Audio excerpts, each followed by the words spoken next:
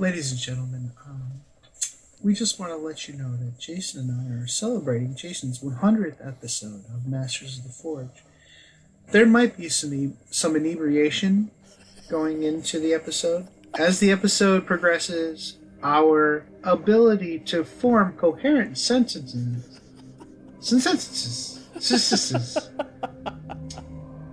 degrades slightly.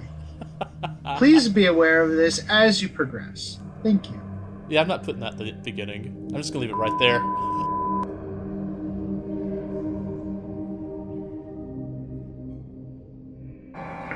Hello and welcome to episode 142 of Masters of the Forge. My name is Adam, and I have with me my friend Jason. Hey, Adam. Hello, everyone. Oh, it's a beautiful day. In the neighborhood? Well, at least in this neighborhood, it's probably 12,000 degrees where you are. I don't... Man, I went out at noon and just kind of stood there and went, do I have to leave? Can I go back inside? Yeah, can I go back to shelter in place? Yeah. I need a shelter in place from God. Yeah, but it rained this past weekend and the weekend before, and so my backyard, which doesn't have my landlord in his infinite wisdom, did not put a water faucet in my backyard or a sprinkler system. So my backyard is kind of this like, I don't know. I think I could take a sledgehammer out there and might dent the sledgehammer on the ground.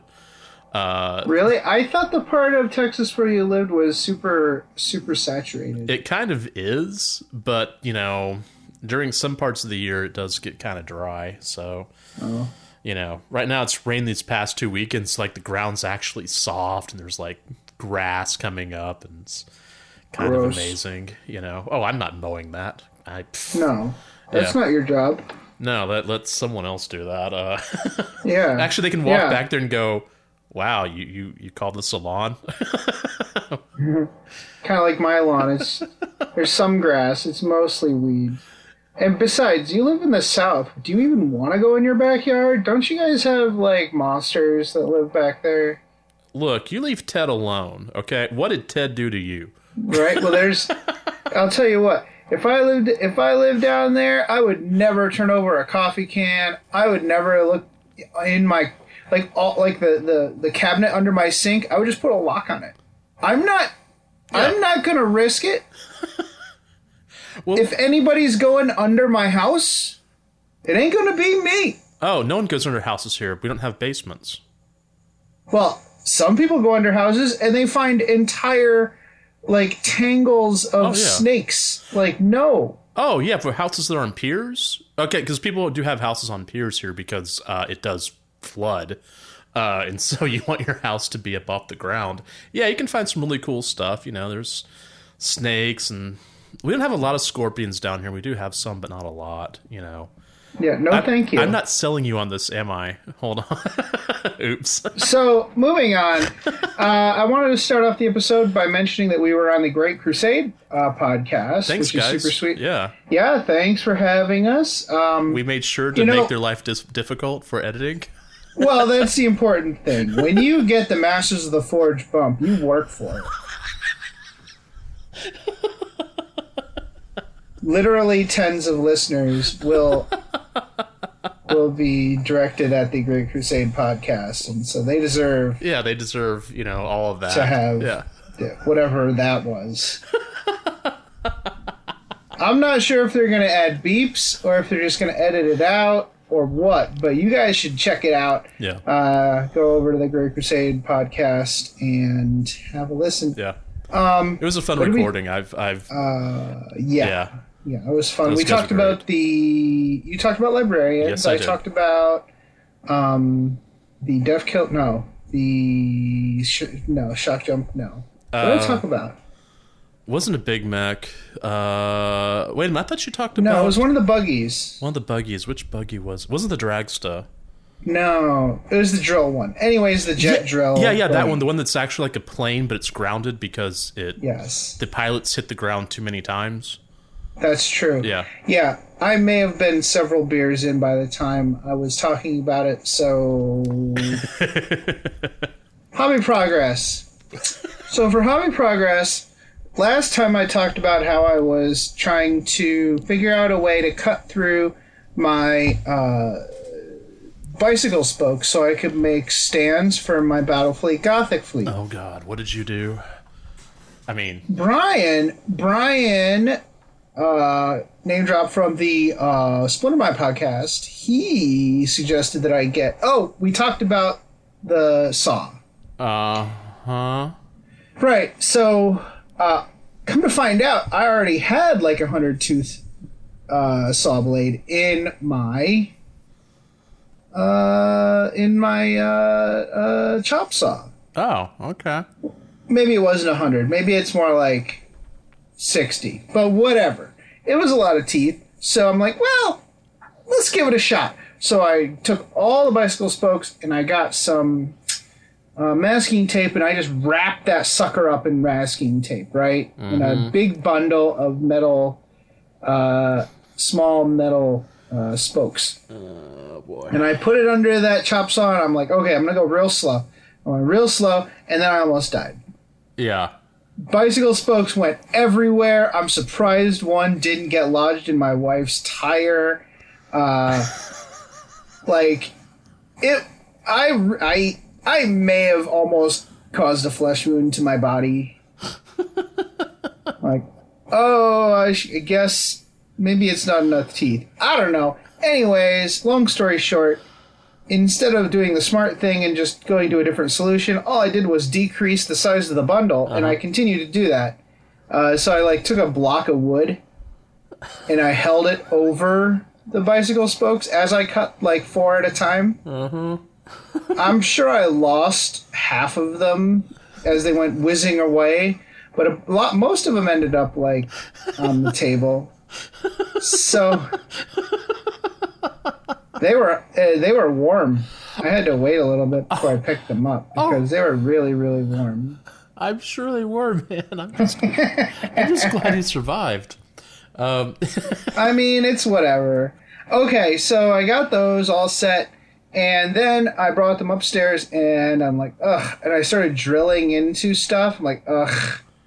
I bought a new hand drill at the country store. Yeah. And apparently they get really confused when you call it a hobby drill or a hand drill. It is I forgot what it's called already. Anyways, it's not called that in a hardware store. It's called some pin vise. Why would you call it a vise? Well, I guess it is a vise. I mean, technically it's a vise, but it's used for drilling. Anyways, pin vise. And he seemed really annoyed at me because he helped me look for 5 minutes during a COVID outbreak. So I'm just standing just standing at the end of the hallway while he looks for me. Is this it? Nope. Is this it? Nope. Is this it? Nope. My poor local hardware store guys. Anyway, today I ran into their fence. Don't worry about it. It's fine. Everybody's fine. So. Oh boy. Okay. It doesn't, every time I go there, I'm like, I know I'm going to spend a little bit more money, but it's my local store. I'm going to spend a few more bucks. But then when I go there, I buy a bunch of pig ears for Jamie, so I spend 10 more bucks. Yeah. Well, hey man, Jamie needs those pig ears. You know what I'm saying? Yeah, she does. Yeah, she's an old lady. Yeah. Where was I? Oh, yeah. Anyways, I'm drilling. I'm like, nope. I went and I got a candle and a pair of tweezers, and instead I heated up the little spokes and I stuck them into the plastic. Yeah, of course. Why not? Sure. That is a lot quicker. Oh yeah, definitely. I'm not sure if I inhaled carcinogens or not. Possibly. Not sure. But they all got on their posts real good, and they were all painted, and I chose not to do the oil wash because I was lazy, but it turns out the wash is the regular sepia wash. actually, I went with Nuln Oil on the blue parts and whatever flash shade I was using, I think Reichland, on the yellow parts, and then I highlighted the yellow parts again because you know how it is. It gets a little stained. I wasn't trying hard. Yeah. But I love the way they came out. I did an entire fleet in a week. It was Fleet Week. Yeah, I'm not going to... I think I've already said my, horrible things I can say without saying too horrible. Fleet Week. Yeah. Fleet Week. Did you tell everybody, while I wasn't... did you tell the listeners that I did a bilingual pun a couple days ago? Oh, on my Facebook page? No, I didn't because I couldn't believe you did it. I actually sat there for an entire 2 seconds and thought, wait, Adam? Wait, no. Did Adam write that? Yeah, okay. So yes, listeners, on my main Facebook page, I was talking about a bird that's native to this area called a chachalaca.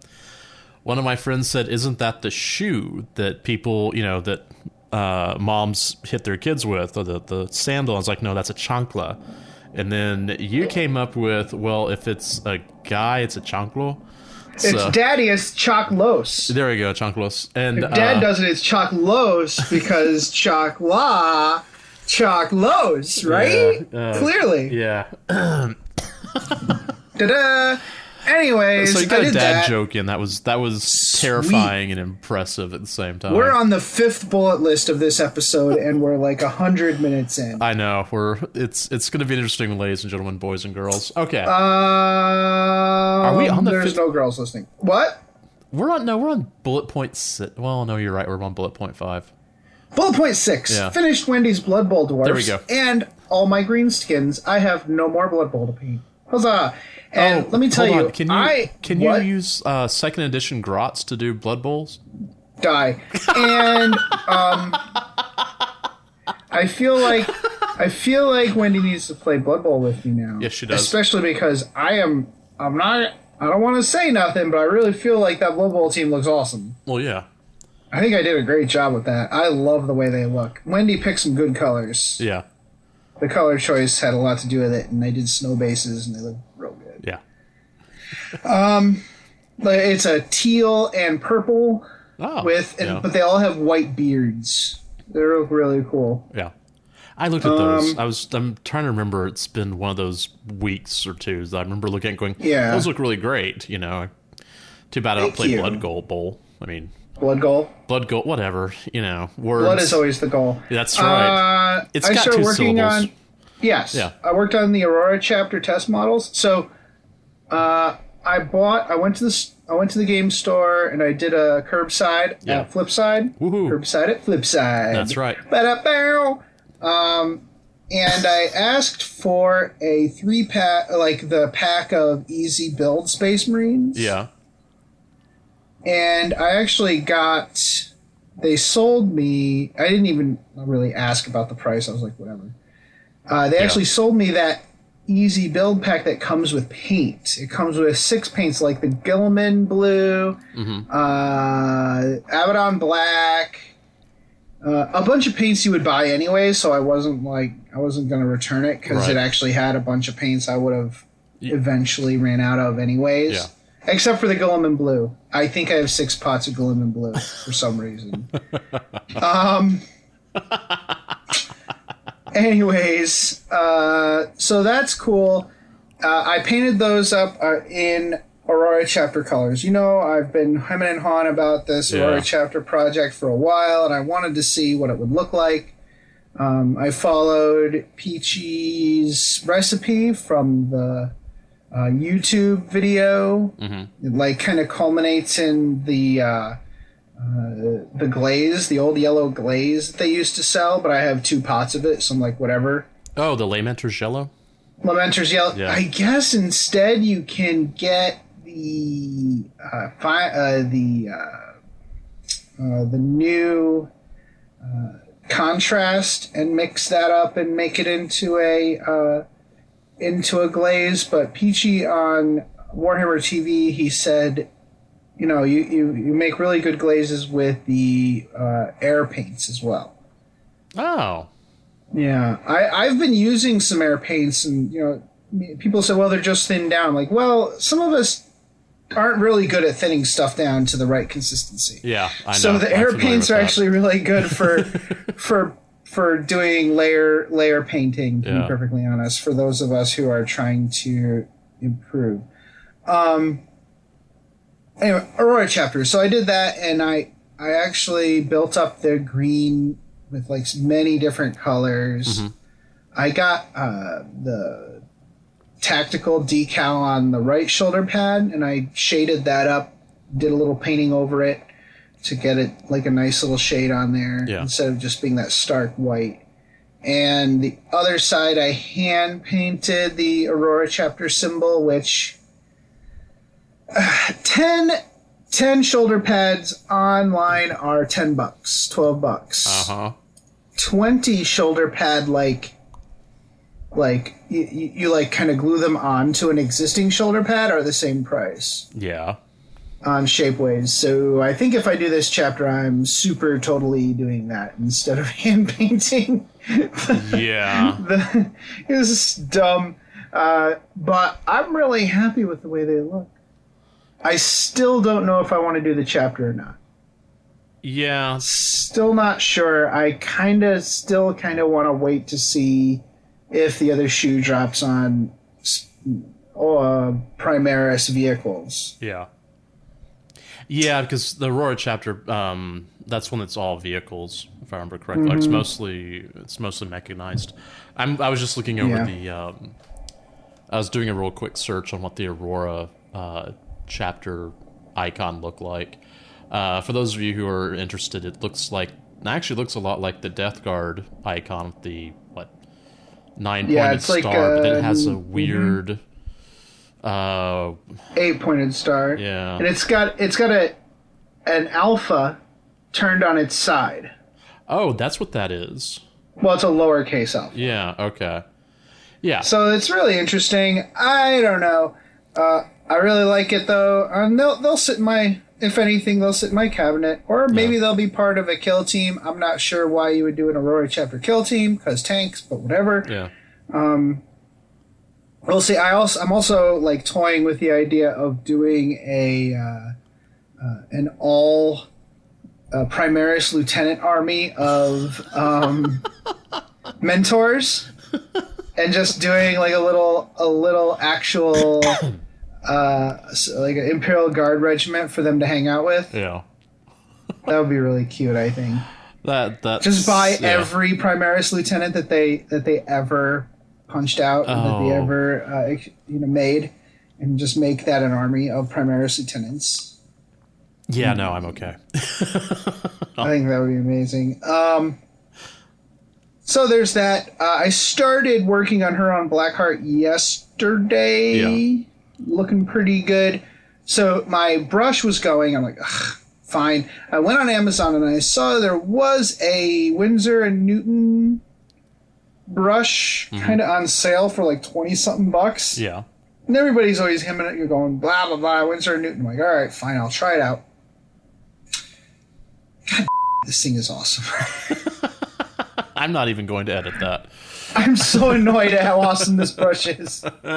Because today Quinn was playing and making a mess in my room. It was pretty great. We were hanging out, and I'm sitting there painting this thing's face, and I'm so annoyed at how easy it was to put detail on this face using that brush. Yeah, I'm so pissed off.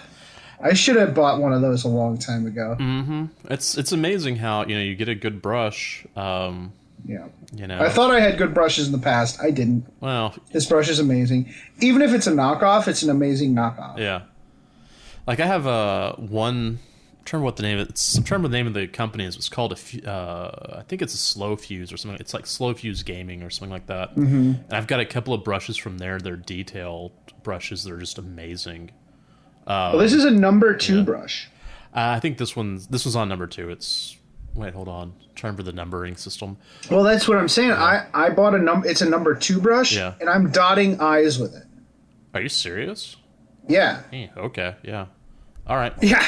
It's an amazing blush. Okay, Well, the thing is, like the size that huge, the huge bristles means that it's unlikely I'm going to get paint in the roots. Yeah. You know, as often. I mean, it's going to happen eventually, but like it's going to be rare that I'm going to have to really get in there and try to clean it out and stop it from fraying. Even with my stupid behavior. All right, I did a lot of reading. Yeah. I finished Call the Great Work. Okay. Which was excellent. Yeah. I recommend it. It's got a lot of exposition on Call and his relationship with the Emperor and his demeanor. It's funny how there's some insight into how he how different he is from the Call Secundus, Call Inferior. Oh, anyways, the Call that's hanging out with Robo G Gilliman. Yeah, it's funny. It's almost as if the one that's hanging out with Robute might be going a little rogue. Yeah, that's where I also finished Soul Hunter this week. I have not read that. By Aaron Dembski Bowden. It's a novel about the Night Lords. Yeah. I am late to the party because this is an old book. But it was excellent. Okay. Great insight into how the castes, the lower castes of the Chaos legions fare on these vessels. Yeah. So it's told mainly through the eyes of chapter serfs of the Night Lords. Yeah. Okay. I mean, it's not a great life, but for the privileged few, it's not too bad. Well, it's interesting. He always takes a different aspect of everything. Mm-hmm. You know, every time he writes about something, you always think, "Oh, well, it's going to be like this," and he comes from a completely different viewpoint. Yeah. So. Yeah, I think it's a lot harder to write from the viewpoint of a human, of a regular human. You know, some people are like, well, you're talking, you know, when you're seeing it from the viewpoint of Astartes, it's more like an alien viewpoint. Yeah. But in a way, you can kind of just make that up. Yeah. You can fake it, where, you know, trying to humanize a human is a lot. I think it's a lot harder. I think it's, everybody has their opinion. So I finished that. That was really good. I bought the other two on my Audible. Yeah.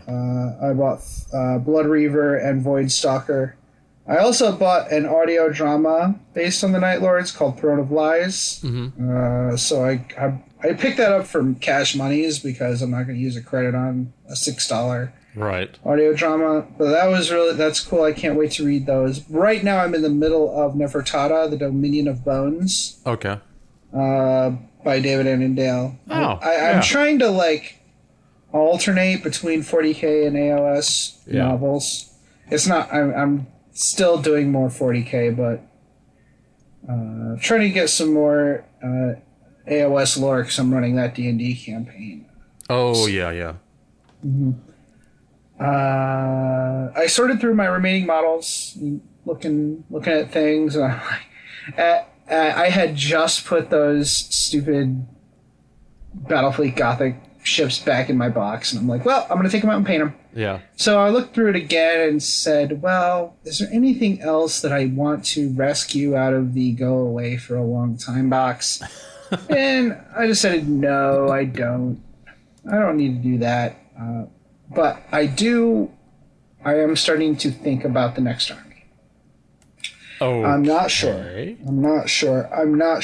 I really should just focus on repainting the orcs, but I always have ideas for fun armies, and the Tyranid army is really starting to itch the back of my head. Well, maybe penicillin? I don't know. Penicillin might help. Yeah. But it won't help for the Nurgle army I want to do in honor of Quinn, and also yeah, it's in the Aurora chapter and all that. It's dumb. It's time to just stop it.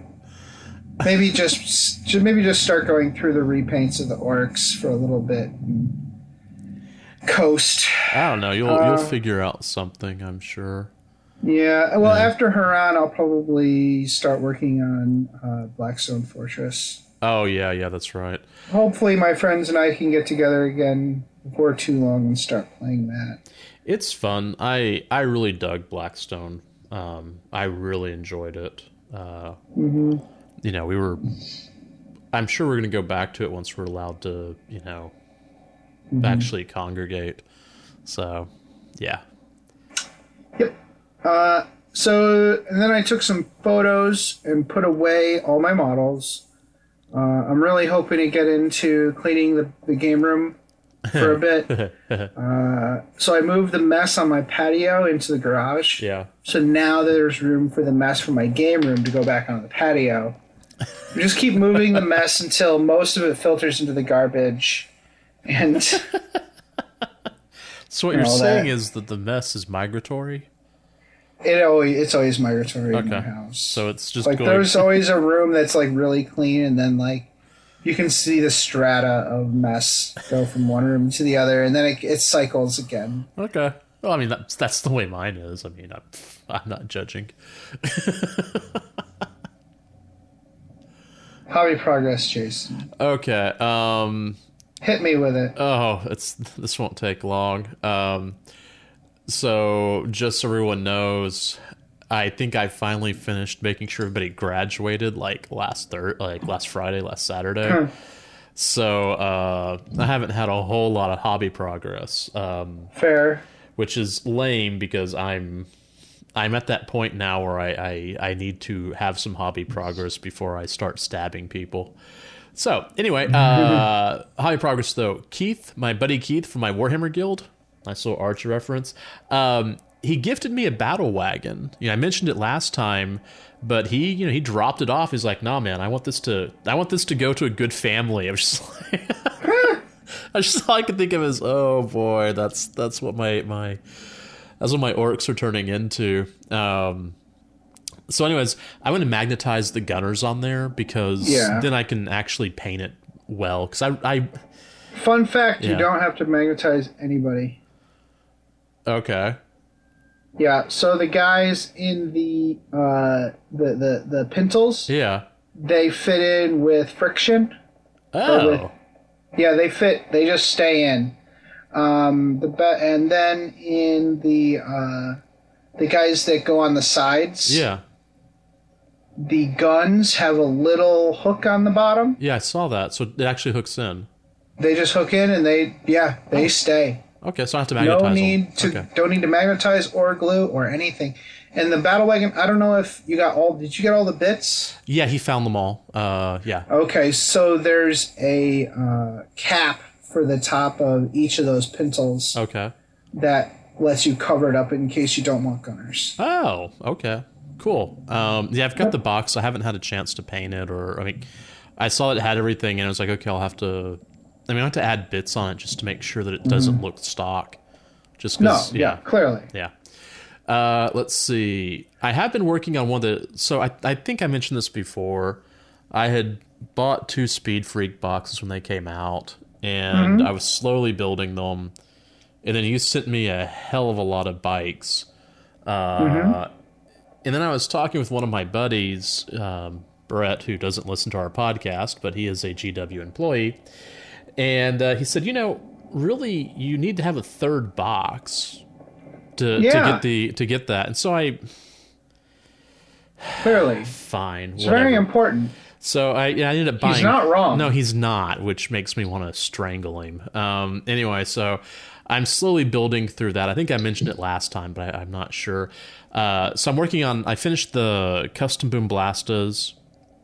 I'm done with one dragsta, and I'm working on the second one. It's been so long since I built the first one that I'm trying to remember how to build it and how not to build it. So I'm sitting there, yeah, I'm looking at the old one going, okay, this is how we have it here. How can I orc this up? So, that grot in there is a pain in the neck. Oh, I didn't put him in. Yeah, I just It's the worst. You know, what I can do is I can just... I mean, I basically took all those grots if I didn't think they needed to be on there. I built them, and then I'll paint them and throw them on other stuff later. You know, that's easier. Well, every orc kit is a grot kit with extra parts. That's right. That's right. In fact, especially the Stompa. Yeah, and be honest, every kit is an orc kit. Just got to add a grot to it. So, yeah, there you go. Everything works out in the end. I know, it's beautiful with the orcs. So you have 3 each of those, and you have 6, 12, 18, 24 bikes. I think I have 30. Wait, do I have 30 bikes? Man, I've got problems. Okay, fine, whatever. You're gonna hate yourself painting those. I know. I already hate myself, so... You should hire a small child to do the base coats for you. I've got an airbrush. That's true. Yeah. So. Don't glue on the riders if you're gonna use the airbrush. Okay. I don't think have I? I don't remember. I don't... I have a lot of those to build, and I'm trying to go through and make them all, you know, quote-unquote different, but then I'm thinking about I have 30 of them, so... I do unit designation by either having the front fender on or off. Oh, okay. Between the 2 units that I have, you're going to have probably 3 units, so fender on, fender off, and... I have a question. What if I have replaced, like, the fender or the front end with, like, I don't know, like a Tyranid bit? Yeah, that would work. You could do a unit of, like... Of Ned stuff, like, yeah. Yeah, that would work. That like bones. Yeah, that might, okay. Like they have all kinds of trophies on them or something. That would work. Okay, because Then you could come up with a cool story for those guys. Well, yeah, okay, cool. Because I've built, I think I've built 6 or something like that, and no, I've built more than that. Anyway, it doesn't matter. And I was just trying to figure out. I basically kind of stalled because I wasn't sure what to do. That sounds like a great story for some snake bites bikers. Actually, I know you're doing Death Skulls, but snake bites bikers. That sounds like something they would do. Like put trophies and their kills all over their stuff. Yeah, I just did it because I had extra bits. Yeah. And I also did it with the, you know, they're basically stealing everything that's not, you know, nailed down. Yeah. Or the Blood Ravens haven't picked up yet. All right, so that's my hobby progress. Let's go to games played, which is... Sweet. Yeah, let's go for it. So, yeah, I've been playing more Gloomhaven, but I did get a game of 40K with Mark on Tabletop Simulator. We used that super sweet Necron board that has the animations and stuff on it. Yeah. It was really cool. That is cool. The scenario we did, I played, it was a Necron versus Necron thing. Where he was assaulting a reawakening kind of laboratory. Yeah. So I played a lot of Canoptic units, and he was playing his, you know, King Mondo and Machinia assaulting. Yeah. He took 3 of the Crypt Stalkers. Okay. Anyways, they're the ones that burrow. They're like these burrowing centipede things. Yeah. So we decided, okay, so what'll happen is if a Crypt Stalker is next to the center ziggurat, and it's not engaged, if it's not within an inch of enemy models, it rolls a d3 at the end of the turn and adds it to like a sapping number. Yeah. And if you reach 20, you've sapped the building and it like collapses and he can infiltrate it. Yeah. And he had 3 of those, so it was me defending the ziggurat, trying to stop him from entering. So that was really fun. We had a great time.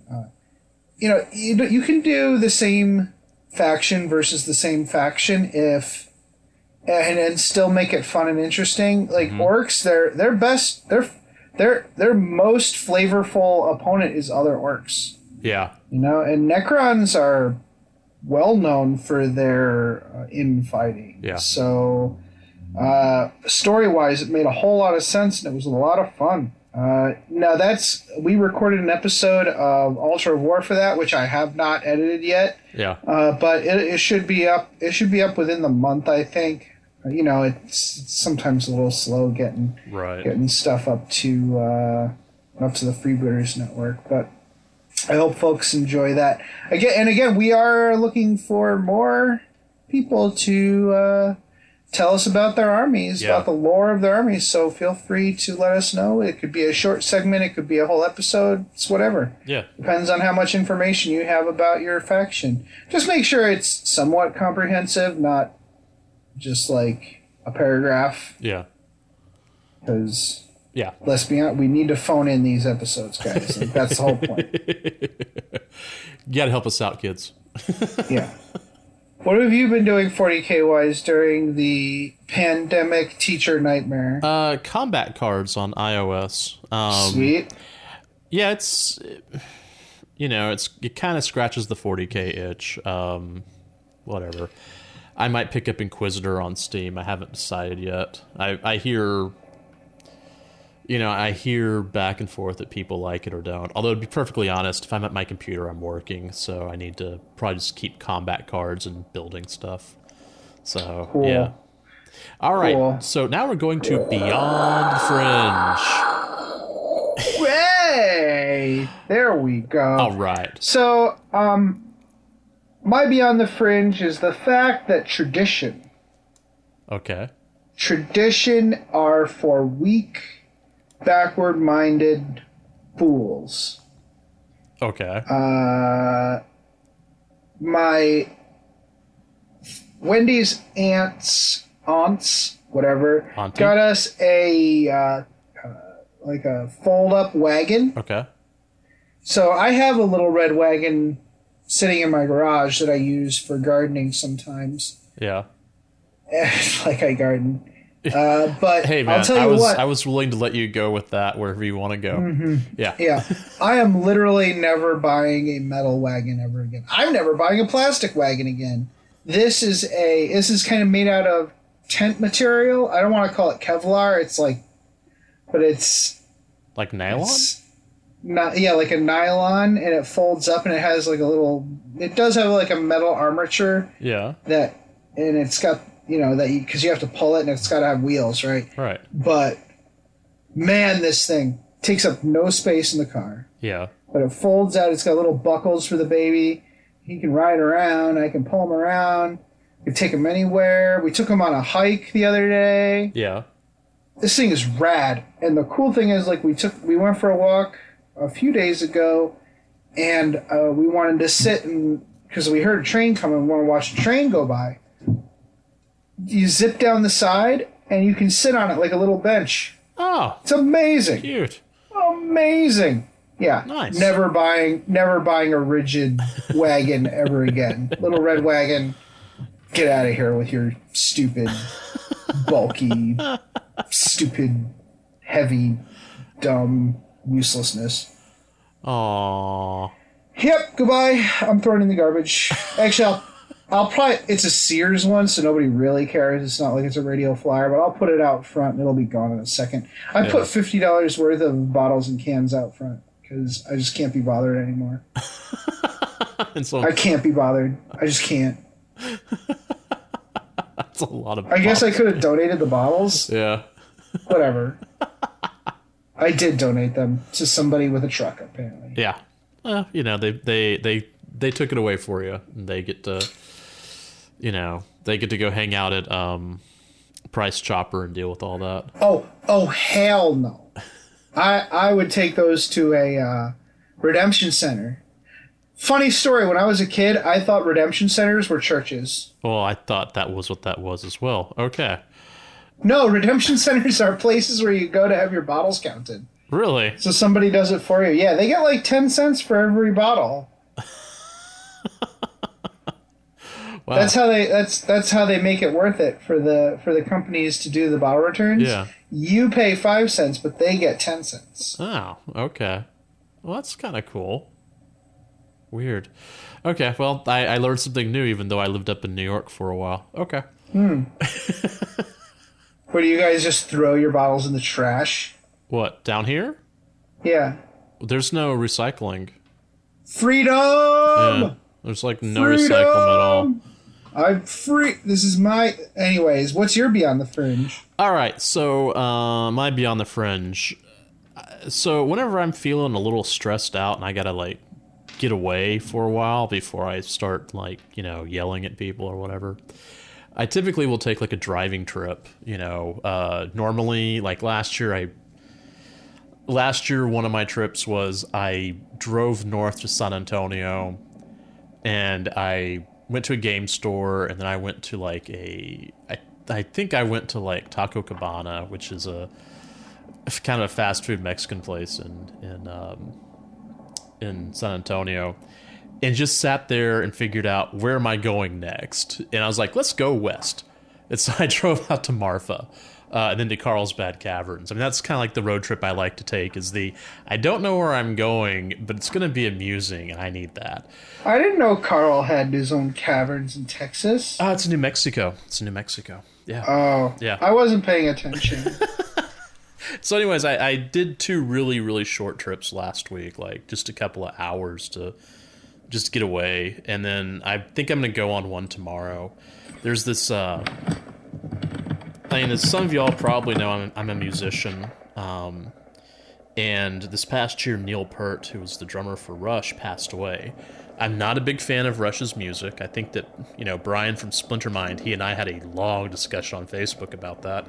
Well, I don't like the music, but I like Neil's writing, and he writes about these driving trips that he takes, or these motorcycle trips. So I've been reading one of his books to kind of, give myself I can't drive because of the virus, to be honest. So I'm going to read this and live through that. But tomorrow I'm going to take probably about 3 or 4 hour drive just to get out of the area, Yeah. Yeah. No, that makes a lot of sense. Yeah, I mean, 4 hours isn't like that big of a drive, at least for me. I mean, considering I ended up driving like 12 hours on a whim. So, yeah. So that's kind of my Beyond the Fringe, is getting out of the house and getting away from work and turning on the auto reply and then having people call me because I won't answer my emails. Ew. Right? Who calls people? How dare you? Who calls All right, people? this is my hot take of the episode. Don't call people. Yeah. If you call somebody, you're a monster. That's right. You can text me, you can message me, but don't call me. Yeah. All right, so let's get this thing back on the road somehow, or back on the tracks. No? No. Okay, fine. No. Let's go with the chaos. I'm good. No, chaos. Break time. Yeah, break We're time. gonna take a break. Okay. Because there's nothing to report from Games Workshop except there's a giant, huge reveal this Saturday. Yeah. Probably the new edition. Yeah, don't ask us what it is, because we don't freaking know. Yeah, yeah. We're recording on Tuesday, and wait, today's Tuesday, right? Yeah, it is. It's whatever. Whatever. It can be whatever day you want it to be, Jason. It's 5 o'clock somewhere, young man. Yeah, that's why I'm drinking. That's. So yeah. Anyway, we're gonna go ahead and take a break then. Okay.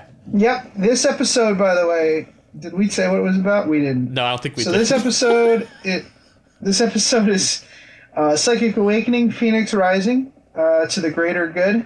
We're going to talk about all the fiction that was posted on the Games Workshop website. Most of it by Andy Clark. But also including contributions by other authors. Yeah. So, looking forward to talking about that. I had a good time reading them, so stick with us. Listen to these messages. I'm going to get another beer. Probably a warm one, but that's okay. Hello, everyone. The Masters of the Forge is now a proud member of the NPC, the Narrative Podcast Consortium. Our aim is to inspire your hobby through the rich lore of the 41st millennium. If you enjoy our podcast, then make sure to check out these other awesome shows, where you can get coverage on campaigns, Black Library, and all kinds of general topics of the 40K background. The NGC 40K podcast also provides in-depth campaign coverage, audio dramas, and free-flowing narrative campaign creation. The Adeptus Terra podcast also features in-depth discussions of the lore and commentary on the hobby. Oh, and sexy English voices. Oh, yeah.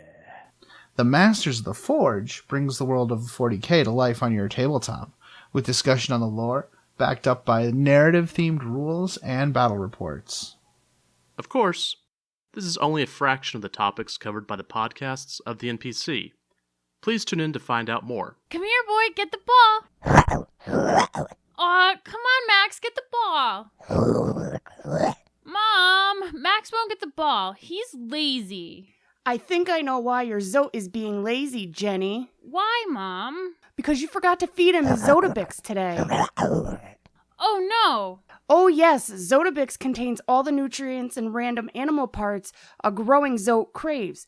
It not only provides our Zote with the energy it needs to play with you and protect our home, but it also keeps its chitinous shell fresh and shiny. Oh, boy, I'd better feed Max his Zotabix. Yes, you had. Zotabix is made in part from grade Max, A time for Astra dinner. Militarum post-engagement byproduct and is infused with 112 essential vitamins No, and Max, minerals down. harvested from your Zote's natural habitat, the finest desert peppermints. Ah! Zotabix is available in any shopping center on worlds where Zotes are allowed or where the Imperium's inexorable influence has not yet reached. This is Rob Sanders, and you're listening to the Masters of the Forge, where the world of 40k comes to life on your tabletop. Greetings, mofos. Are you out of George Dickel number 8, staring at a broken chess machine? Don't want to spend the rest of the year tied to that couch? Well, why don't you head on over to the 1 Hour a Night Facebook page and see what exciting stuff is going on there. It's a place to post all your daily progress in the hobby grind, as well as receive and give positive feedback. Also, there are usually a few interesting challenges going on. That's right. All you have to do is search for 1 hour a night on Facebook. That's numeral 1 hour a night, all one word. Blood serum tests will be administered prior to approval. Sett til helvete og kom dere vekk. Det er ikke ei bikkje, det er en slags ting. Den imiterer ei bikkje, men det er ikke det. Kom dere vekk, idioter! What he said. And we're back! I drank my beer. Okay, so... Wait, did you finish your beer? Yes. Oh. Wait, really? That was... Yeah. Okay. Dude, it was an hour.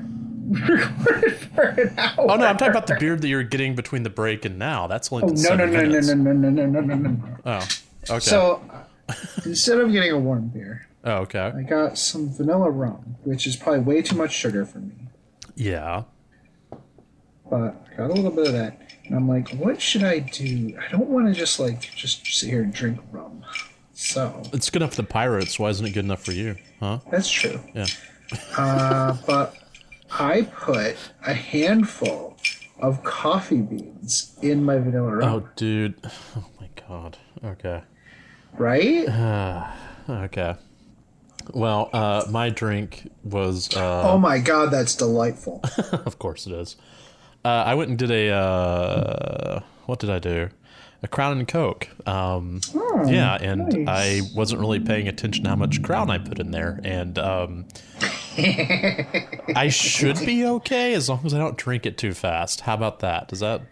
yeah, okay. I mean, you do you. This is America. Yeah, this it's is. especially, it's even more America because you're in Texas. Yeah, the thing is I have to make sure that I edit out the profanities that will always come in, which means you should be saying... Always come in what, Jason? Into the waveform? Yes, Into never the mind. Go ahead. Just, it is a phrasing situation. I know, I was working on how can I weasel my way out of phrasing on that one. So, all right. So the this fiction can be found on the Games Workshop Warhammer community site, and they actually have a little Psychic Awakening subsite that they put all the stuff on, and it has filters on it. Yeah. So you can just select fiction if you want. Now the filter isn't perfect. I think somebody accidentally added.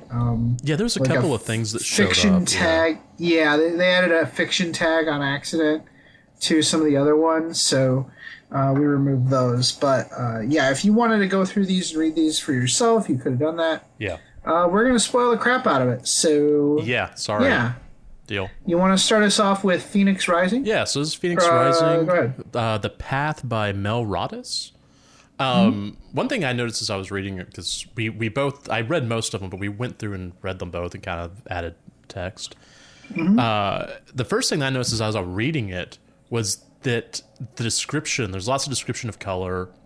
It feels almost impressionistic in its descriptions. Like I think I wrote that the writing felt cloudy, not poorly written, but it felt like an Eldar story in the use of descriptions. That very florid description. Because I was reading that, and I went and read a couple of other ones, and I came back to add that because each story does have like very much a setting. In fact, we will talk about one of the stories that I absolutely adore. At least I hope I have it in the right order, or I'll, whatever. So anyways, the path. So Arbane, Path of the Scribe, is dictating to a speaking Farseer. And she has this feeling that she's transcribing history, adding embellishments to the script in order to convey meaning. So as she's writing this down, she's then having to make the characters more ornate. And I thought that was really cool. Like, kind of shows how the Eldari, the script, how they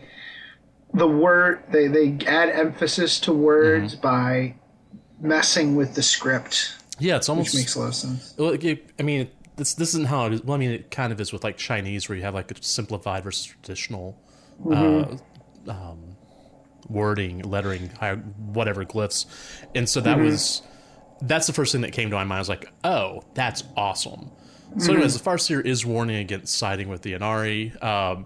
Because this is 40k, you can never have anything good happen. So when the Slaneshi demons attack, and the Inari defend the dome, she feels this tug of destiny and purpose. Like, you can actually, as she's writing, as she's talking, it's like, this isn't the path I'm supposed to go to. This is my other path. But, she joins the fight. She's killed in the process. And she heard the others, and she realizes that her path has always been this warrior path. So, and what's really cool about this, as I was reading it, because I read your notes first and then I read it, it turns out this is a vision dream. This is like really trippy. This is a really good short story to start off with. Because it's the first one you read. You're going to think, oh, this is a group of fiction that's going to be a little bit different. So and Mel Radas did a good job here, and their other stories in the series are pretty good. Mel is one of the stronger authors in this series, and Andy Clark really shows his colors in this, and he does a really good job of writing some prose here. I feel like, Andy does some work for the codexes sometimes. Yeah. But I really want to read Bad Moon, which he wrote about the Gloomspite Gits. Yeah. I hear that's a really fun one. He's living his best life. Yeah. He really is. The man is living his best life. So this next story is by Andy Clark called The Gift of Hope. This is probably one of my favorite stories of the fictions. Yeah. It's this final prayer by Commissar Kalen Dresk. He's in this fortress that's being overrun by Khorne and a bunch of war machines, and his soldiers leave him in this cell so that they can go complete a ritual. Now you're thinking that they've fallen to chaos, when in reality it's because a group of Harlequins have shown up. And they are using their latent psychic ability that's been springing up throughout the regiment to focus on a crystal that's supposed to repel the Chaos Invaders. Yeah. Well, it works, but even the Commissar realizes he's got this psychic ability, and they burn away the entire Khorne force, but it also kills all the Psychers in the process. Yeah. And creates a beacon. I'm not sure the purpose of the beacon, because at the end of the story, all the Commissar hears the laughter of the Harlequins. Yeah. In his head before he dies. Was this a short story where they were trying to send a signal to the Imperium, or is that another one? Yes, okay. And they definitely sent the signal. Yeah. Like, the Imperium saw it. But it's possible that the signal was meant for others as well. Yeah. And, the Eldari, they don't care about humanity. They're they care about their own lofty goals. Yeah. So they'll kill a horde of chaos demons. And if all it takes is the destruction of a few hundred humans, well, then so be it. Yeah. Yeah, I mean, they'll drop the entire system to do that. But this really shows, like, this starts showing how humans are starting to express their latent psychic ability even more. Yeah. In the psychic awakening. Hence, the psychic awakening. Yeah. All right. So the next one, Into the Void, and that's also by Mel Broadus. Mm-hmm. Okay. So I wrote this at the end of it. I could see this short story as launching someone's Corsair collection. Like, I read it and thought, man, Corsairs are so awesome. I was like, no, you've got to finish your other stuff. So if you even think you might be considering a Corsair collection, read this at your own peril, man. Don't hold this against me, okay? All right, so here we go. It's a Corsair versus Slaaneshi Emperor's Children space battle. Really, really fun short story. So there's a pitched battle between capital ships, between Emperor's Children and the Corsairs. And the Corsairs infiltrate this warship. They send in two smaller ships to come in there. The Space Marines are being boarded. The shoe's on the other hand now. That's right. Yeah. What was it? So there was incoherent shouts echo, but they can't tell whether it's from pleasure or pain. That's as they're entering, like they're cutting into. Yeah. They're not the ones causing the pain. They just hear it coming from down the hallway. Yeah. I mean, they said it's just a really interesting story. Like the ship is enjoying the damage it's taking. Yes, it is. It's like, oh, thank you for that lance blast. Yeah. Oh, thank you for hitting me with torpedoes. Oh. Yeah, just I'm trying to make that not sexy for the listeners. Yeah. Let's see. So what was it? There's a deafening klaxon, probably a sweet custom riff because it is Emperor's Children. Right? Yeah. It's so cool to think about, like, all right, that klaxon is super boring. Who wants to come up with a new one? Yeah. What if we all come up with one and we'll put it on rotate? There we go. Okay. There we go. Yeah. It's like a ringtone, except it's a klaxon that deafens everyone but Emperor's Children. So let's see. So two of our Corsair ships attach themselves to the hull of the ship and proceed to sabotage and destroy the ship from within. So what was cool is they had like the first ship that went in. They went through and like kind of ran through the place, causing people to come to that area, causing those alarm klaxons to go off. And the second ship then came in a little bit later, or at least it tore into the hull a little bit later, so that everyone else was already distracted by the first group, and the second group went in and sabotaged the engines. The group attacking the bridge was a distraction. It was really, really an interesting short story. One thing that I noticed in there was there's a possible appearance of a homunculus that causes one Corsair to not possible. It was. Oh, so that was okay. It clearly was. Okay. Yeah. So and here you go. Yeah, actually, the cultists are likely the same from later in the series, which were actually Aldari transformed to look human.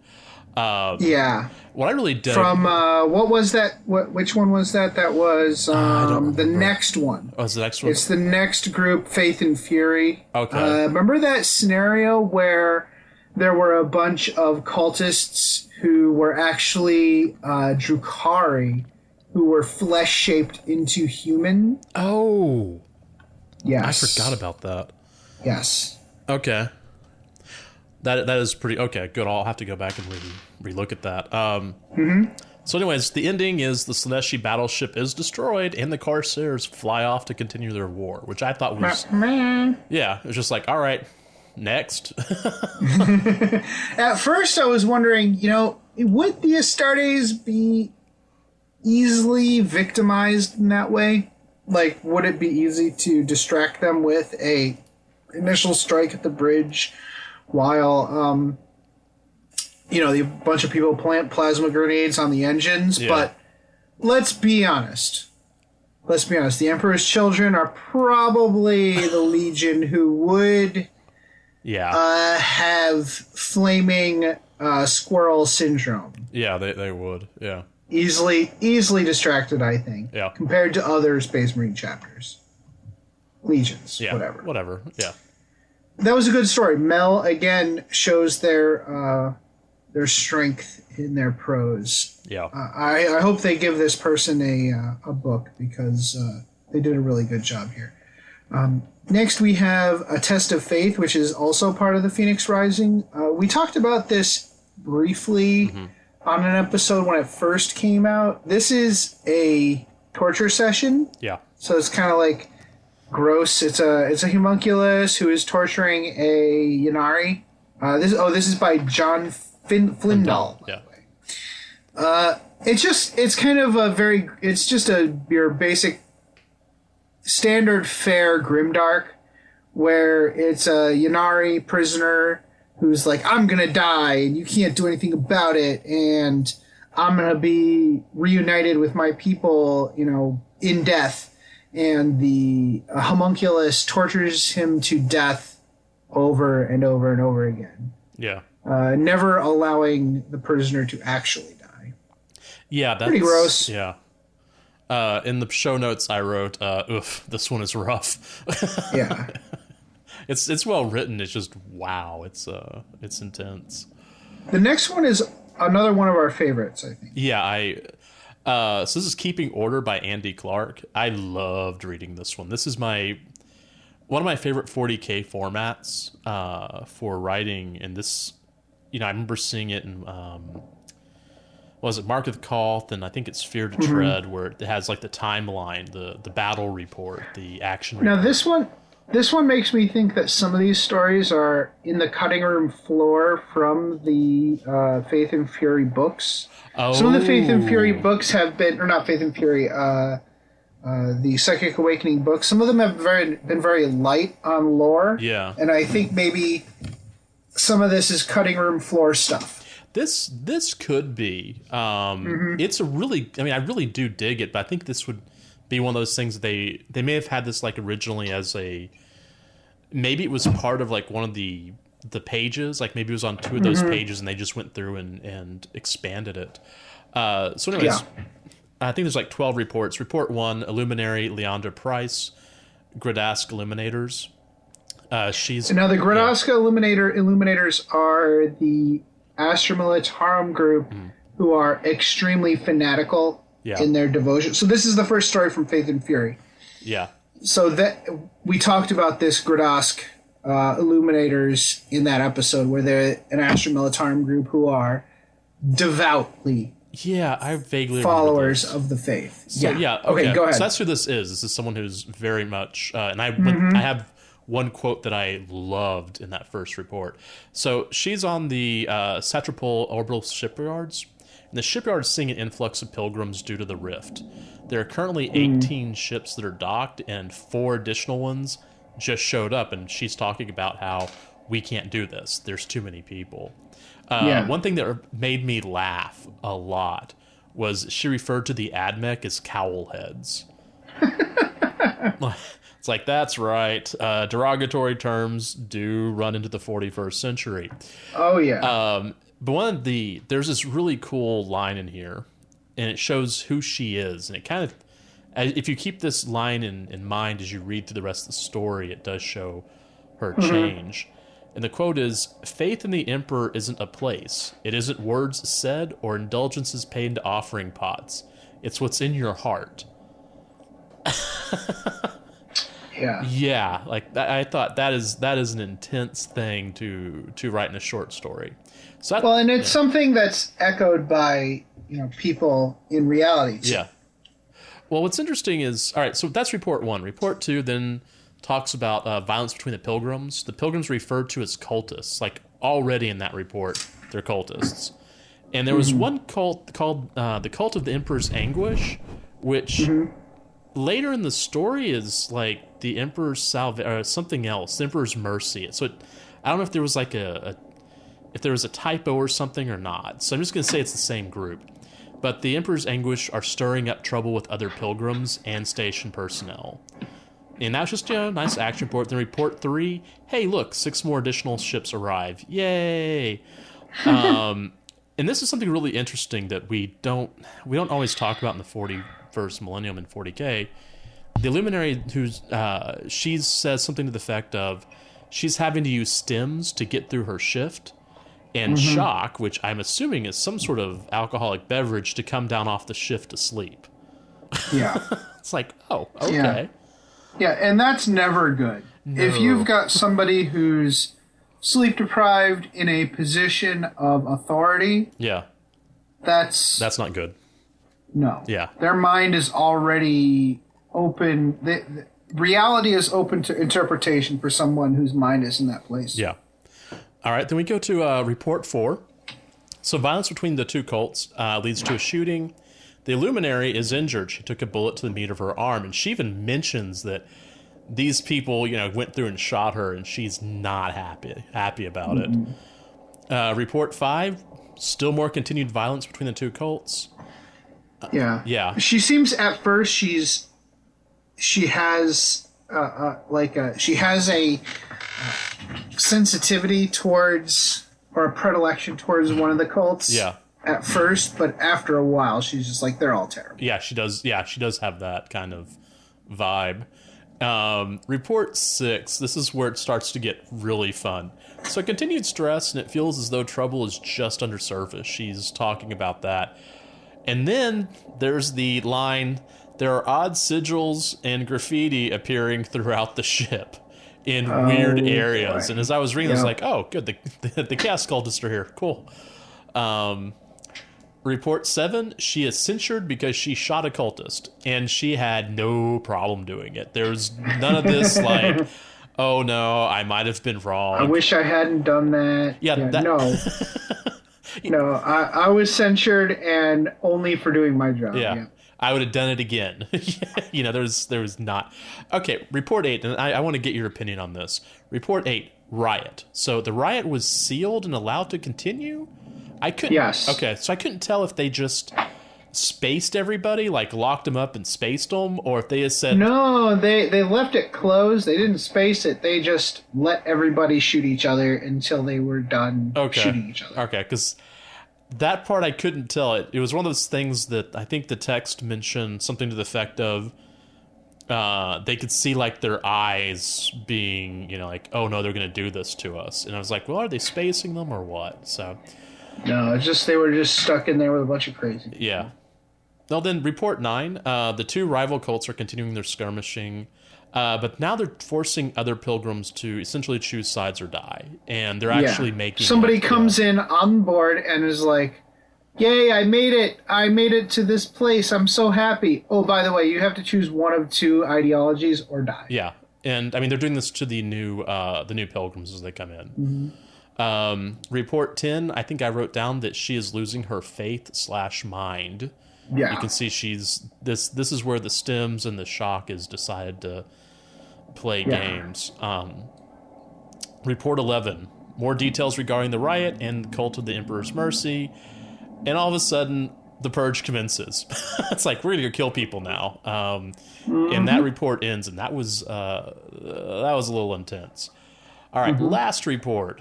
And this one, I think I wrote, and Luminary Leander Price is now a follower of Korn. Yes. And this is the quote out of the short story. Oh, blood flowed on both sides, but then, it as the preachers of the radiant light say, all bloodshed pleases the Emperor, for it is all holy, no matter whence it flows. So that helps us see how the ruinous powers use the faith of humanity to turn them towards the ruinous powers away from the Emperor's light. Yeah. 40K is an allegory. It really is. Just admit it, everybody. Faith and Fury, The Power of Belief by Duncan Waugh. What a good name. What a great name for someone writing in the 40K. It is a great name. I wish he was a better writer. Sorry if you're a listener. Well, I mean, hold on. So this one's definitely kind of a different short story. It was like, what, 500 words? It's a short story. So the story happens to the character. The character plays no part in the story. Yeah. Yeah, that's very true. Yeah. So it kind of falls like it drops like. I'm not even going to talk about it. It's terrible. Moving on. Okay. So, going on to Chase the Wind by John Flindall. Let me see. White Scars versus Night Lords. Okay. This one's actually really cool in that it's basically ship-to-ship battle, but the White Scars are not fighting on the Night Lords' ship. They're fighting on their own. So it's the White Scars ship Warhawk, and it's pursuing the Night Lord's ship Nightmare of Celix into an asteroid field. Because there's nothing safe like flying through an asteroid field. Well, I mean, you're Han not going to get killed by anything else. At least you know your enemy when you're flying through an asteroid field. You do. You've got that right. So the Night Lords are continually teleporting their power armor and Terminator forces into the Warhawk to ambush and sow terror. And this short story has just an example of two of the raids. It's actually really quite a nice little short story. Yeah, John Flindall does a good job here, and I think some of these they're kind of like Space Marine battle stories, but they're done well, and they have a little bit of exposition, which is nice. Yeah. Next, we have the Blood of Baal. We move from Faith and Fury to Blood of Baal. I might also mention that the Chase the Wind section, that story, kind of helps you understand a kind of a throwaway section from Faith and Fury about how the Night Lords and the White Scars are chasing each other in that asteroid belt. Yeah. So it kind of gives you a little bit of background on it. Yeah. Blood of Baal, the Weak and the Strong. Oh, it's all about this guy, Sergeant Fenton. Yeah. Who is they're fighting Gene Stealer cultists, but also it shows the emotion and the psychology of a psyker when the hive mind is approaching. Yeah. Which is really cool. I thought that was a fun. And this person, Mitch Denton, did a really good job of showing the mental anguish caused by that. It has a commissar in it who is not. They are not fooled by this Fenton fellow. Yeah. He notices right away that the sergeant is a latent psyker and could cause a problem. That was a pretty cool story. Yeah, I think I wrote the commissar is super bonkers even for a commissar. This way, if you're looking to find one of those commissar characters that is one kind of crazy and two very fanatical, this is definitely here's your guy, man, because he's fascinating. All right. One thing I noticed is what the troops are Caphorians. And so when I first saw it, I was like, oh, I saw Cacophony. I thought, oh, okay, it's an Emperor's Children short story. And then it started talking about like a commissar, and I thought, oh, wait a minute, what's happening here? Okay. Commissars are a fun character choice because you can have, and from any walk of life. Yeah. I mean, obviously they come from the Schola Progenium, but they have an outside view kind of like Inquisitors, but with a more militaristic bent. Yeah. So people really, and you can have, you can do male, female, it doesn't matter. Yeah. And so you have a lot of opportunity for character development with commissars. So I think that's why people like writing them and reading about them. Yeah, that's very true. That's really true. Okay, the next one is from the Blood of Baal. This is The Shadow by Mel Rodis, because we haven't had one of his stories in like 2 or 3 short stories. Her? Is it her? Well, okay. So it starts out Melanie. Oh. And then the name changes to Mel, so I'm wondering if they decided to they probably asked, hey, can you change it to Mel? Okay, well. For whatever reason. Cool, so, Mel. Yeah. Mel. All right, fine. Well, how about this? The opening paragraph There's a line in there, and I kind of paraphrased it. Whatever the case, it's another excellent story by Mel Rodas. Correct, because I love this. I love this sentence / opening paragraph. Shipmaster Olsen stared in horror as the great pale structures have disgorged thousands of splinters into the void, each one a miniature of its parent ship. Man, if that doesn't scream Tyranids and oh no, I don't know what does. like seriously, I read the first chapter and thought, I don't have to read the rest of this. This sounds terrible. This is going to be a great story, but they all going to die. Yeah, it's like it's very much a space battle story. Yeah.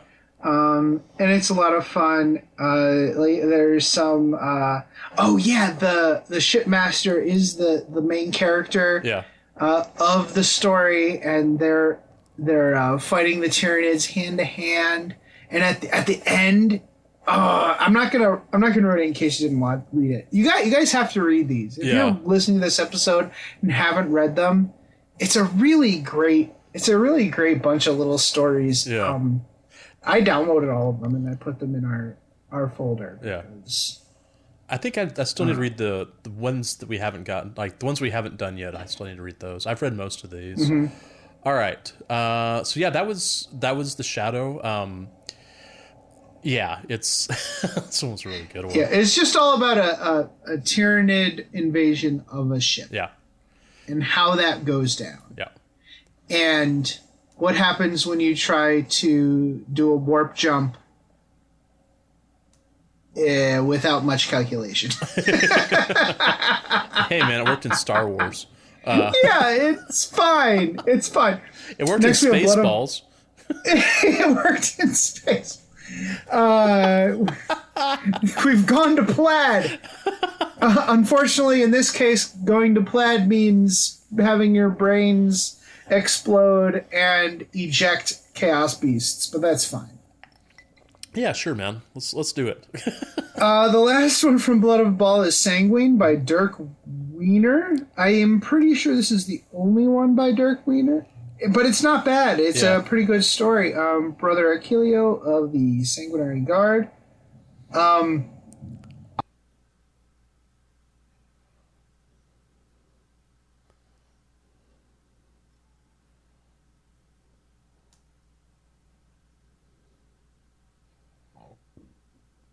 Yeah.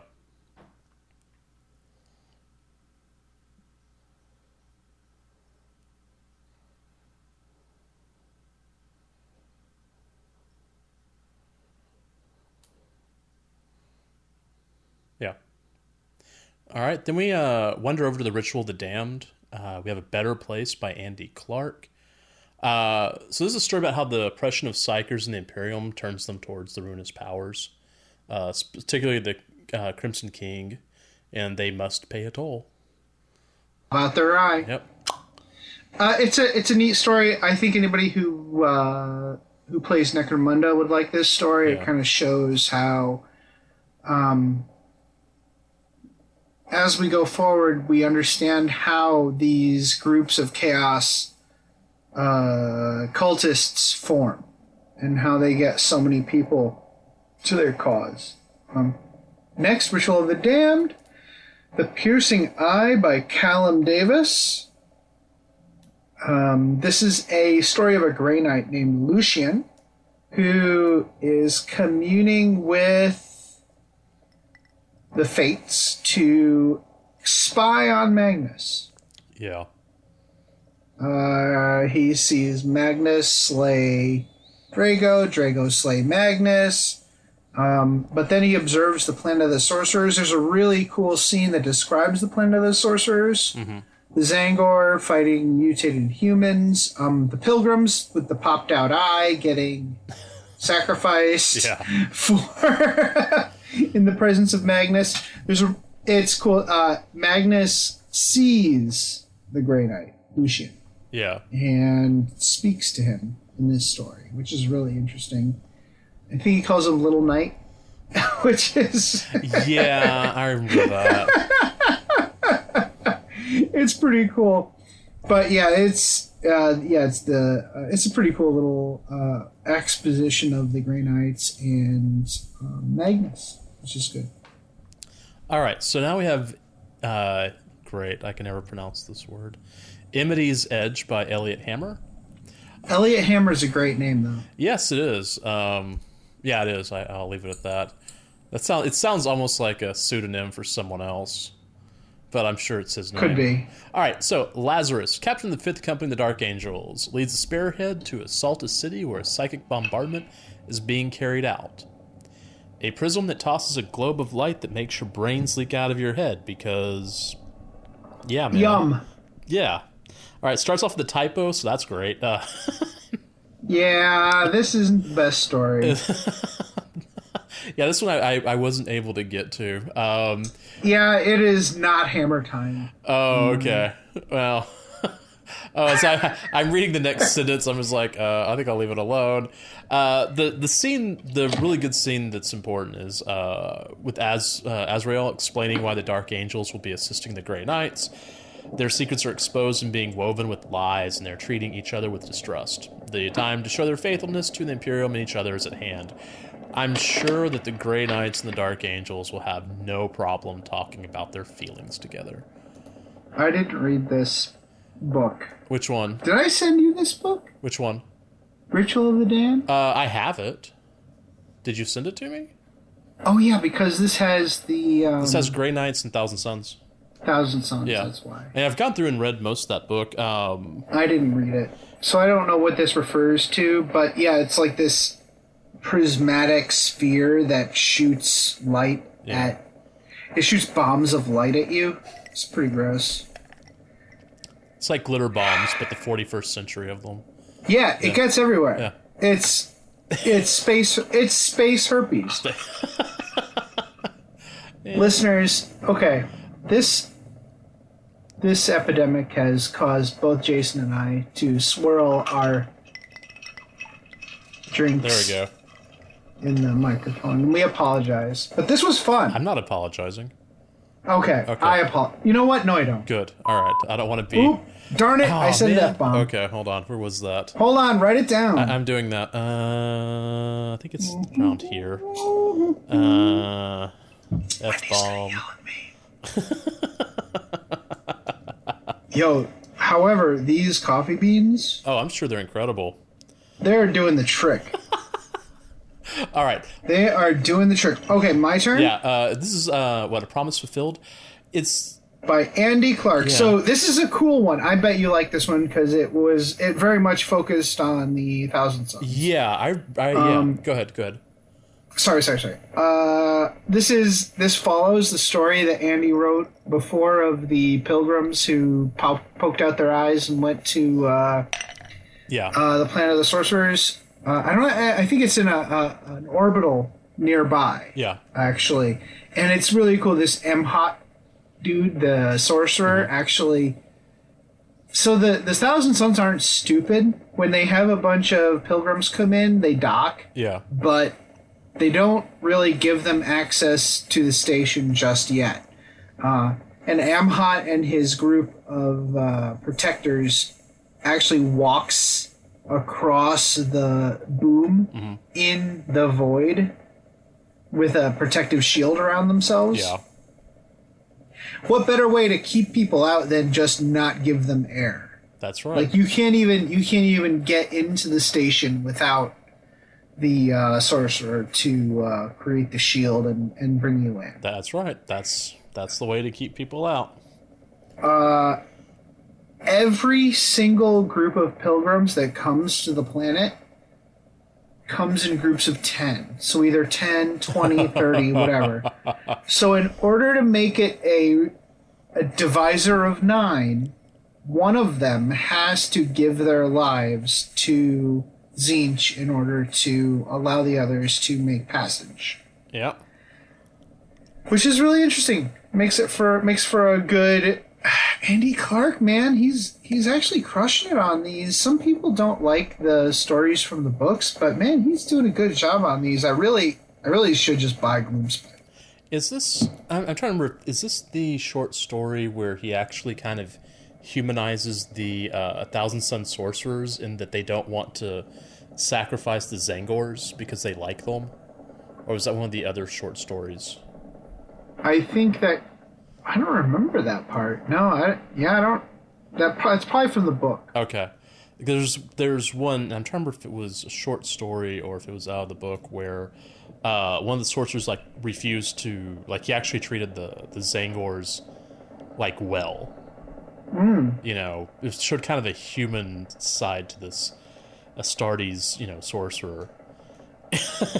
Well, I mean, the Zangor are touched by Tzeentch. Yeah. Like, I can see where the sorcerers would have some modicum of respect for a creation of Tzeentch that is mortal and demonic in nature. Yeah. Well, yeah, I've got to go find that. I really did like the Ritual of the Damned book. I mean, I went through and read most of it and was really into the... Well, actually, okay, I read the 1,000 Sun stuff. Sorry. I mean, that's... like, I saw that, I was like, yeah, that's great. So, yeah. So, Jason. Yeah. Jason. What? The last one was me. Oh, The Promise Fulfilled? Oh, that means... Oh, I'm sorry, I picked up the wrong one. Sorry. You're such a drunker. I haven't even had that much. That's what's really sad. Okay. So we start The Greater Good, Oppressor's End by Colin Cubban. This is looking from the perspective of gene stealer cultists. They are using the calling cards of other cults to mask their presence and confuse agents of either side. Their armed uprising surges, and the enemy is using a lot of advanced weaponry that propaganda had claimed was only for the governor's elite guard. They then find pamphlets on their dead targets proclaiming there is a unity to which we can all belong, a higher purpose, a greater good. So that's definitely Gene Stealer cults. Gene Stealer cults versus the Tau. Yeah, one of our locals here, Ramos Luis, is playing Gene Stealers, and he's just running with that narrative of, we're just going to take over everything. Like he was just playing, what was it? Kill Team with us, and the Gene Stealers touched him pretty much. Show us on the doll where he touched, and now he's got like a 40k force, and because it's Gene Stealers, they're actually like kind of a strong force. Like I looked at it and went, oh wow, that's going to be rough. So. Yeah, it's really interesting the power struggle between the Gene Stealer cult and the Tau, and Chaos for that matter. It's got to be really difficult for the Imperium and the Inquisition and the Officio Assassinorum to keep things sorted, and you can really see why suspicion explodes throughout the Administratum and throughout the Imperium, because and why they have such zero tolerance towards this sort of thing, because any little spark of heresy can lead to entire worlds falling. In this one, it's the Gene Stealer cult who are at the back foot. In the next story, The Greater Good, Killing Creed by Andy Clark, another good one from the perspective of Vindicar Assassin. Yeah. You would think that a Vindicar Assassin would be difficult to tell a story from the viewpoint of. Yeah. Because they're these cold, calculated killers. But in reality, they're just as devout to the Emperor as anybody else. And I really loved the exposition on how the implants worked on the Vindicar Assassin. Yeah. Like, what they were perceiving from the Cardinal's speech below, in the streets below, they would take that in, and it would be processed by a cogitator that had been implanted in their minds. Mm-hmm. And it would be compared with other speeches given by other heretics in the past so that the assassin themselves could not be corrupted by those speeches. Got it. Like their purity had to be absolute. So the cogitator would just report back, "Oh yeah, this guy's a heretic. Shoot him." Yeah. But it came back inconclusive. Everything he said could be construed as gene stealer cult. Mm-hmm. Could be construed as the greater good. It could be construed as chaos. Could be construed as proper emperor worshiper. Mm-hmm. So she decides, well, if I can't decide, if it's inconclusive, then I have to look to the emperor for guidance. And if the emperor didn't want me here to shoot this guy in the head, then yeah, I wouldn't be here. So I have to shoot this guy in the head. And she shoots the cardinal in the head. Yeah. Who knows if he was actually a heretic or not? It doesn't matter, does it?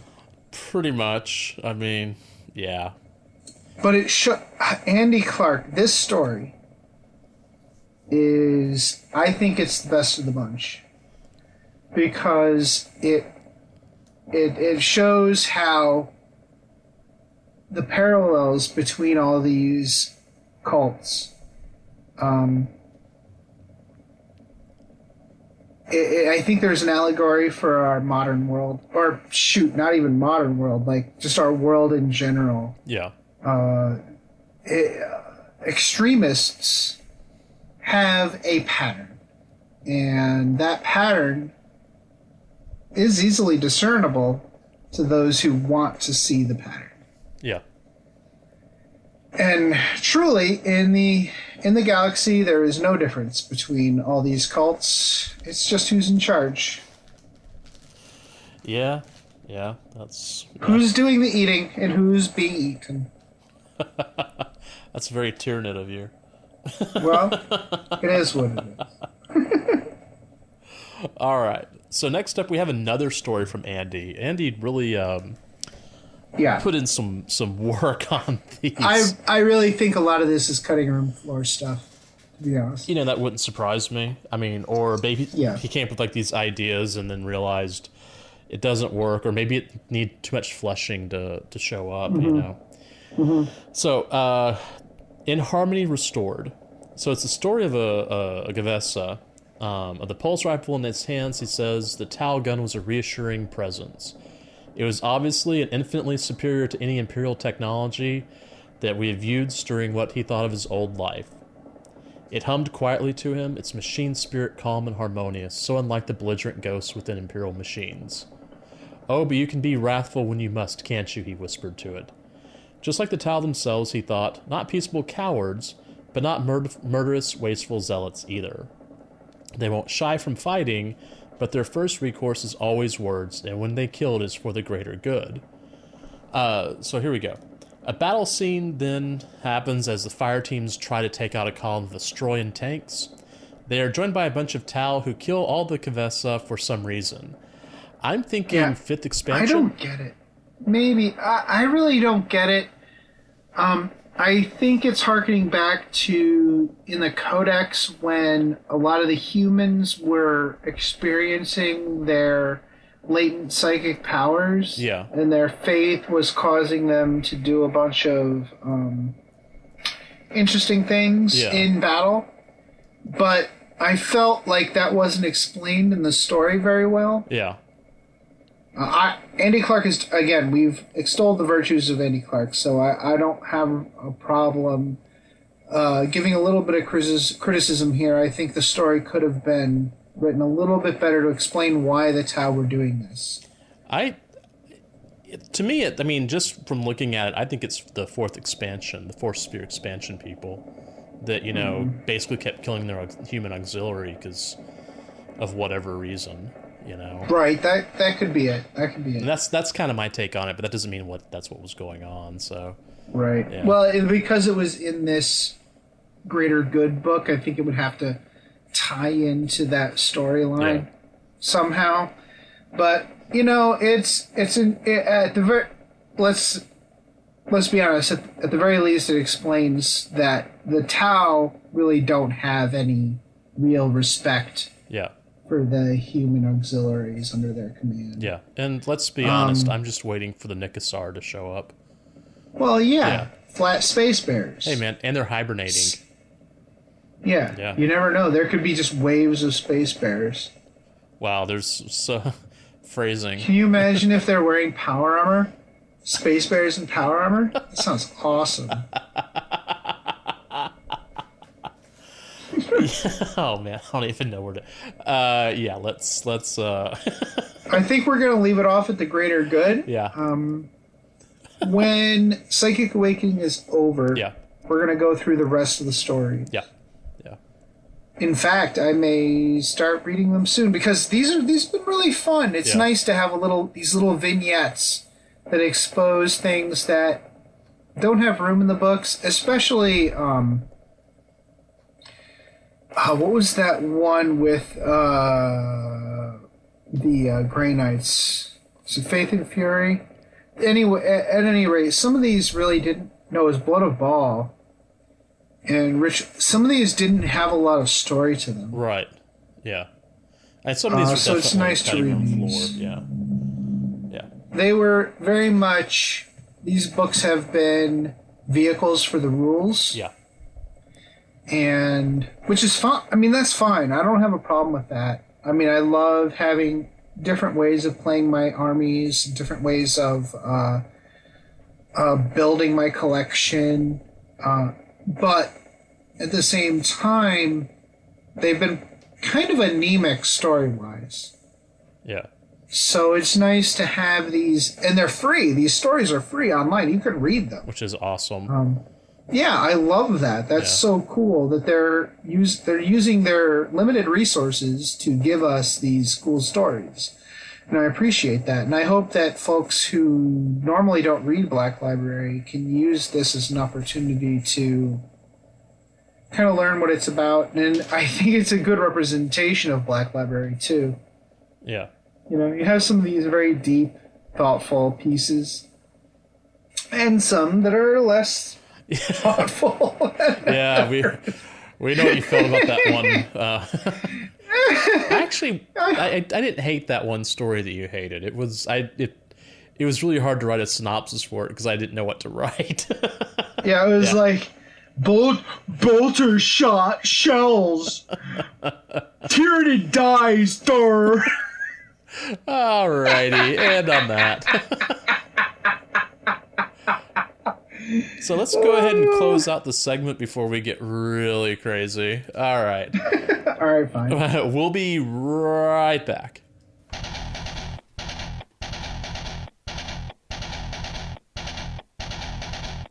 Hey Archons, tired of the boring predictability and efficiency of stuff that always works? You need the Slip Party Bus!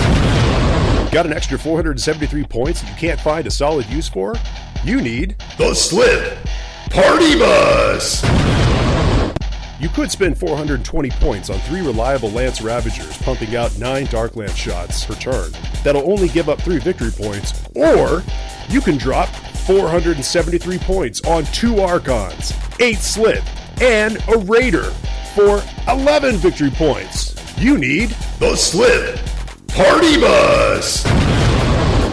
The classic Slith Party Bus. Still awesome. Party Bus! Still hilarious. Party Bus! It's the Slith Party Bus! If you love the Slith Party Bus, you'll want to check out our other exciting products. We have the Rack Wiffle Ball Bat, the Trueborn, and the Blood Bride. Trueborn and Blood Bride models no longer available. The classic Slith Party Bus, still awesome, still hilarious. It's the Slith Party Bus!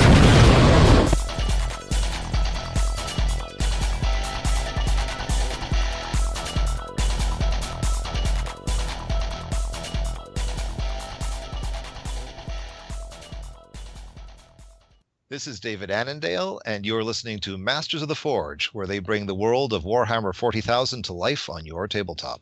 Hey mofos, are you looking for more Warhammer 40k video content?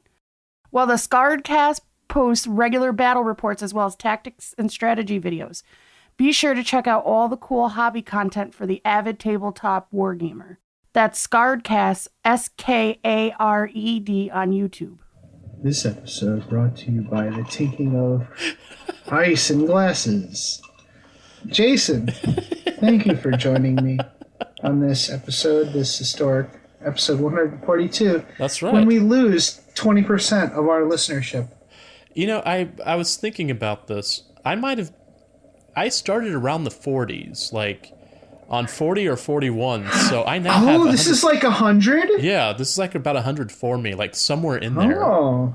So, yeah. I've outlasted all the other co-hosts. co-hosts. So we're celebrating. Hold on. Okay, hold on. Put a pause. Okay. Ladies and gentlemen, we just want to let you know that Jason and I are celebrating Jason's 100th episode of Masters of the Forge. There might be some inebriation going into the episode. As the episode progresses, our ability to form coherent sentences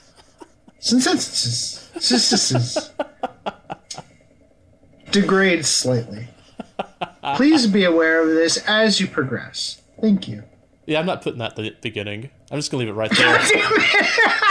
I'm going to leave it right there. It's just so to show what chaos is happening.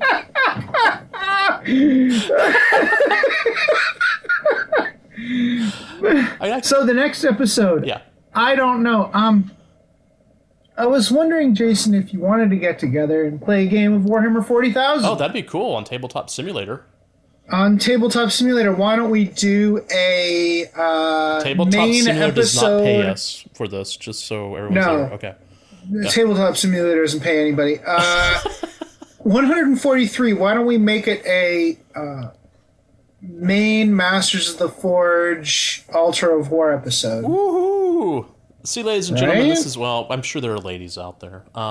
This is how we work. I doubt it, but okay. I'll let you have that. I'll let you have that delusion. My mom actually listens to this because she thinks we're funny. No, I didn't pay her. Your mom has a terrible sense of humor. I'm not going to deny that. I love your mother. She's fantastic. Thank you for listening, Mrs. Mrs. Mitchell. Mrs. Amotia. Yeah, let's make Carl's life even more difficult. Okay, so Mrs. Motif, thank you. All right, so let me see. So next episode we'll have like an Altar of War, something or other. We'll get that sorted. Yeah, we'll get it sorted. I'm not sure. I like the fact that Tabletop Simulator lets you try out things that you normally wouldn't.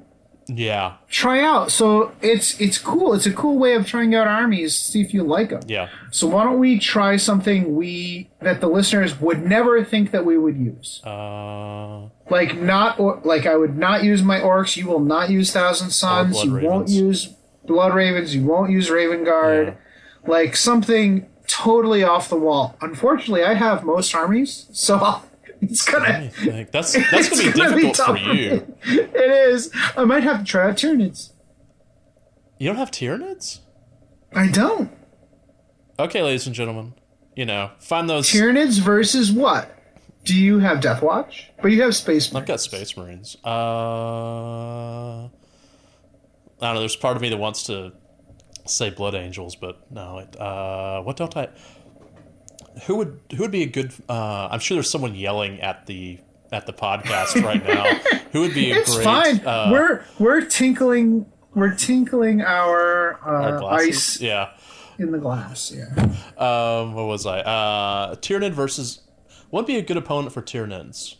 Literally anything, though. Really? Yeah, because they eat everything. Because it's easier that way. Let me think about that for Imperial. Yeah, let's think about it. Let's reveal that next episode. Yeah. Okay, so are we done then?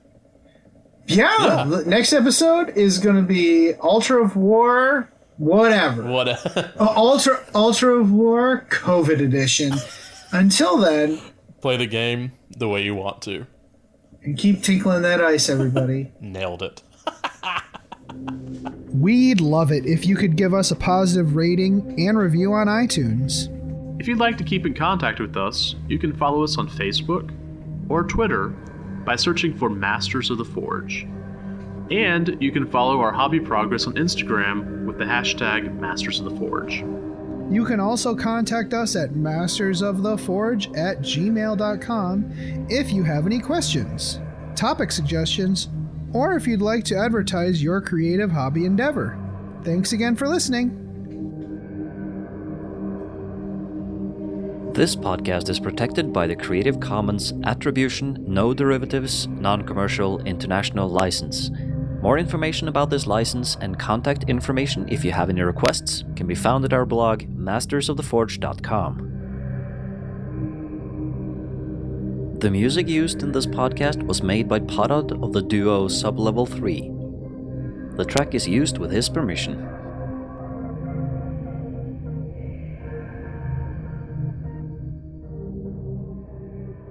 It's such a good feeling to play games your way. It's such a happy feeling 40K'ing away. And when you throw dice with story in mind, it's such a wonderful way to unwind. It's a good feeling, a very good feeling, the feeling you know that we'll be back when the fortnight's new, and we'll have new ideas for you, and you'll have things you'll want to talk about. We will too.